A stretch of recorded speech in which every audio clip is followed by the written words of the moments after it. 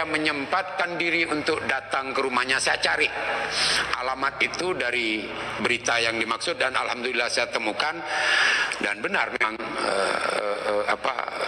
orang ini memang sebatang kara, dan kebetulan dia memasak, mohon maaf Bu, karena tidak ada beras.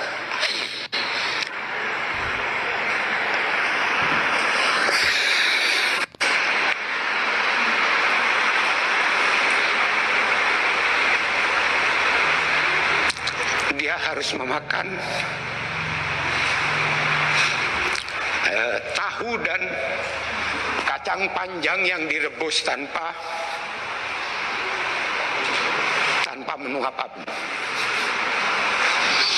Saya tahu mungkin ini temuan saya 1-2. Saya yakin Ibu Menteri menemukan banyak hal seperti ini karena wilayah yang Ibu tangani adalah di seluruh Nusantara ini.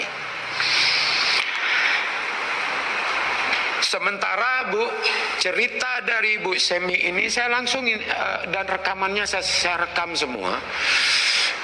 Yang kasihan itu dia seringkali melihat tetangganya menerima beberapa kali bantuan. Ya mungkin tetangganya memang layak juga dibantu, tetapi dirinya tidak menerima bantuan. Nah, supaya tidak panjang Bu Menteri, artinya begini, hal-hal seperti ini tentu banyak Ibu temukan. Sementara di sisi yang lain, di desa yang sama,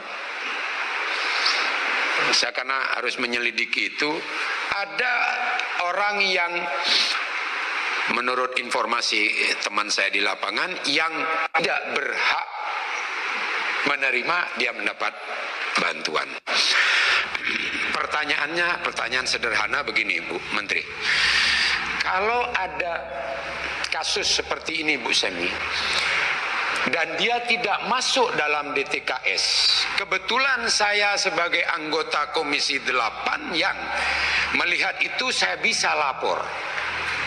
Dan tentu akan dapat respon, dan alhamdulillah Pak Dirjen langsung merespon itu, walaupun saya belum tahu ya tindak lanjutnya.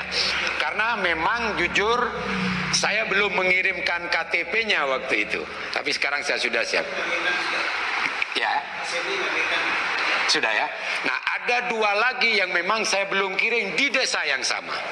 Tetapi yang ingin saya tanyakan, kalau saya yang menemukan, saya bisa langsung memberikan laporan ke grup dan begitu cepatnya Kementerian Sosial merespon.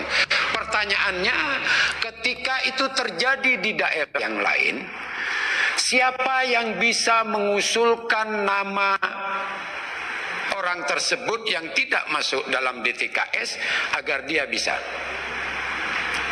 Petugas PKH kah? Kepala desa kah? Yang kita sama-sama tahu di lapangan agak sulit mencoret